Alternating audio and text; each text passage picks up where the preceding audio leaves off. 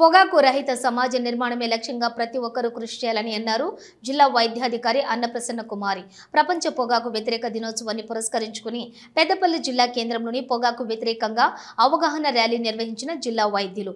ఈ rally government hospital నుండి Peddapalli bus stand వరకు కొనసాగింది. ఈ సందర్భంగా జిల్లా వైద్యాధికారి మాట్లాడుతూ పొగాకు వినియోగంతో ఎదురయ్యే దుష్పరిణామాలపై విస్తృతంగా ప్రచారం చేయాలని, ప్రతి ఒక్కరూ ఈ గుట్కా సిగరెట్ మానేయాలని, వాటి వల్ల క్యాన్సర్ వచ్చే అవకాశం ఉందని తెలిపారు.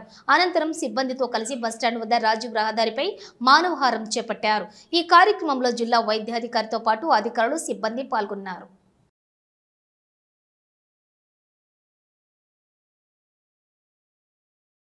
ఈ రోజు ప్రపంచ పొగాకు వ్యతిరేక దినోత్సవం సందర్భంగా మనందరం ర్యాలీ ఇప్పుడు నడుపుతా ఉన్నాము పెద్దపల్లి జిల్లాలో. మీకు అందరికీ తెలుసు పొగాకు ఎంత ఆరోగ్యానికి అనర్థదాయకమో మనందరికి తెలుసు.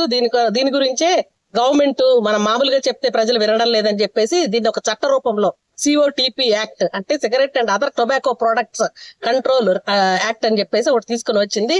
సో ఈ చట్ట ప్రకారం ఏంటి అని అంటే పొగాకు అంటే సిగరెట్లే కాకుండా పొగాకు ఉత్పత్తులైనటువంటి నవిలేవి, పీల్చుకునేవి, ఇలాంటివన్నీ కూడాను అంటే గుట్కా, ఖైని, పాన్ పరాగు, పాన్ మసాలా, రజనీగంధ ఇట్లాంటివన్నీ కూడా అంటే తినేవి అన్నట్టు ఇవన్నీ కూడాను వాడడం అనేది తప్పు అని చెప్పేసి, అది చట్టరీత్యా నేరం అని చెప్పేసి ఎవరైనా బహిరంగ ప్రదేశాల్లో ఒకవేళ ఈ పొగాకు అంటే స్మోకింగ్ చేయడం, మరి ముఖ్యంగా స్మోక్ చేస్తా ఉంటే గనక అది వాళ్ళకి నష్టమే కాకుండా వాళ్ళు వదిలినటువంటి పొగను పీల్చుకున్న పక్క వాళ్ళకు కూడా ప్యాసివ్ గా అంటే వాళ్ళు కూడా ఆ పొగను పీల్చుకుంటారు కాబట్టి పక్క వాళ్ళకు కూడా ఆరోగ్యంలో విషయంలో చాలా అనర్థాలు తలెత్తాయని చెప్పేసి బహిరంగంగా స్మోక్ చేయడం అనేది నిషేధించింది.